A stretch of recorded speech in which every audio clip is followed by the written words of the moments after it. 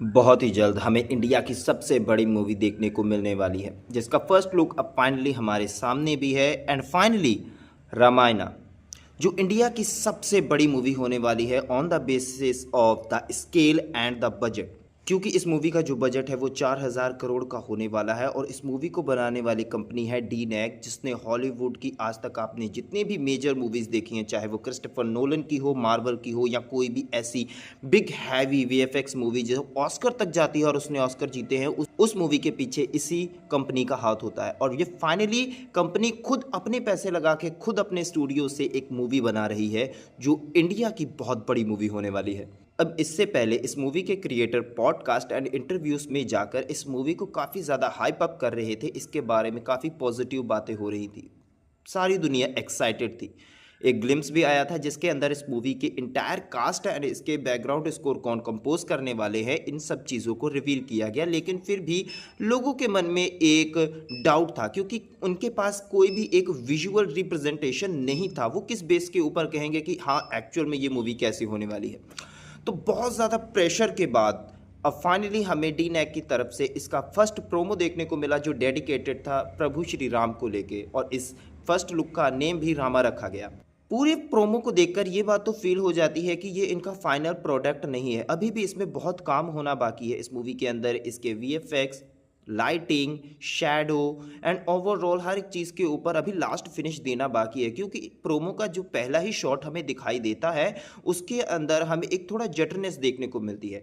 एक टाइम के लिए तो मैं कंफ्यूज में हो गया कि 4K में मेरा डेस्कटॉप फंस गया है क्या, लेकिन मुझे समझ आया कि नहीं, ये पूरे प्रोमो के अंदर ही कहीं कहीं पर इस तरह की हमें फेस प्रॉब्लम करनी पड़ रही है। तो इसका मतलब अभी इन सब चीज़ों के ऊपर अभी और काम होना है। फिर अगर मैं बात करूं इसमें एक कॉन्सेप्ट देने की कि हाँ इन क्रिएटर की, हाँ अयोध्या कैसी होगी और प्रभु राम हमें कैसे देखने को मिलेंगे, तो मैं कहूँगा कि इन्होंने वहाँ पर हर एक डिटेल के ऊपर बहुत अच्छे से ध्यान दिया है। मूवी काफ़ी ज़्यादा हमें सैचुरेटेड, वाइब्रेंट और ब्राइट देखने को मिलने वाली है, जो ज़रूरी भी है क्योंकि हम प्रभु श्री राम जी के पर्सपेक्टिव से इस पूरी मूवी को देखने वाले हैं। और उनका कैरेक्टर ही इतना ज़्यादा चार्मिंग, करिस्मेटिक था और इतने ज़्यादा मर्यादा पुरुषोत्तम वाले हमारे प्रभु श्री राम जी थे कि उनके लिए डार्क टोन तो एग्जिस्ट ही नहीं करता है। और इसके बाद में हमें हर एक चीज़ के ऊपर जो डिटेल देखने को मिल रही है, चाहे उनके वस्त्र हो, उनके आभूषण हो, रथ हो, महल को लेकर हर एक चीज़ के ऊपर बहुत ही बारीक डिटेल दी गई है। अब यहाँ पर इतने ज़्यादा ही क्लीन और हाई रिच हमें शॉट्स देखने को मिलते हैं कि एक टाइम के ऊपर तो ये फील होता है कि क्या ये कहीं एआई जनरेटेड तो नहीं है, लेकिन ऐसा बिल्कुल भी नहीं है। भाई पैसा फूका है तो पैसा दिखाई दे भी रहा है। फिर अगर मैं इसको बात करूं तो हमें ये रामायणा फिलहाल तो 2 पार्ट्स में देखने को मिलने वाली है, जिसका पहला पार्ट हमें इस साल दिवाली पे देखने को मिलेगा और उसका नेक्स्ट पार्ट हमें आने वाले दिवाली के ऊपर देखने को मिलेगा, क्योंकि 1 और 2 एक साथ में ही शूट की गई हैं।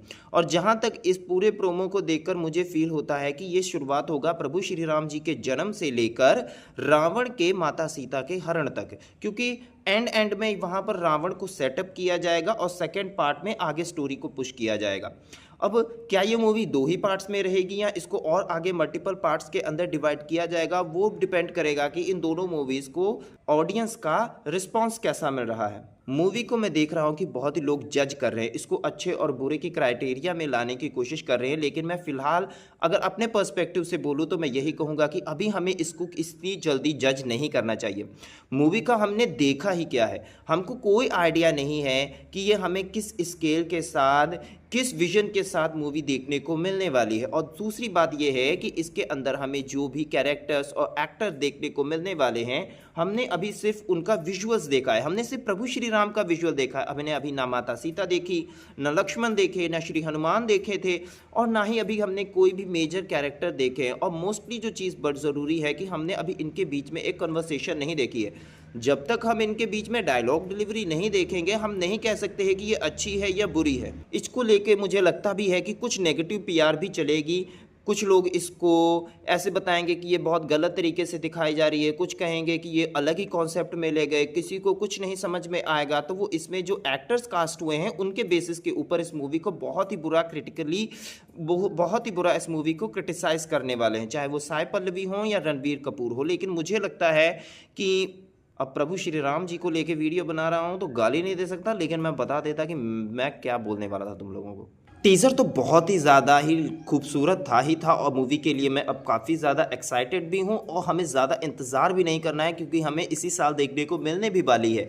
लेकिन इससे भी ज़्यादा अगर मैं किसी चीज़ के लिए बहुत ज़्यादा एक्साइटेड हूँ तो मैं एक्साइटेड हूँ इस मूवी के गाने सुनने के लिए, सॉन्ग्स के लिए, क्योंकि मूवी के अंदर जिस तरह से हमें इसका बैकग्राउंड स्कोर देखने को मिला और वो हमें वो जिस तरह की एक फ़ील आती है वो काफ़ी ज़्यादा इमोशनल है। अगर हमें ये पूरे मूवी के अंदर उस सीन्स के दौरान जब प्रभु श्री राम अयोध्या को छोड़ के वनवास के लिए जाते हैं, इस बैकग्राउंड स्कोर के साथ अगर वो सीन देखने को मिलते हैं तो वो सबको इमोशनल करने वाले हैं। अब मैं ये भी देख रहा हूँ कि इस मूवी को बहुत ज़्यादा लोग आदि पुरुष के साथ कंपेयर कर रहे हैं, तो उनको मैं इतना ही कहना चाहूँगा, इसका आदि पुरुष के साथ उतना ही कंपेरिजन है जितना मेरा ब्रैड पिट के साथ में। अब तुम आइडिया तो लगा ही सकते हो।